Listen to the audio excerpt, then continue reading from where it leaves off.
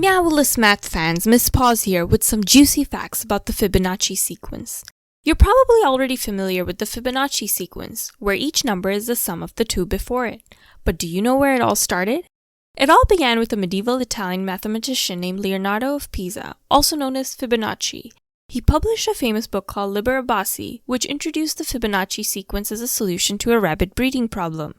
Imagine a pair of rabbits on an island where each month they produce a new pair.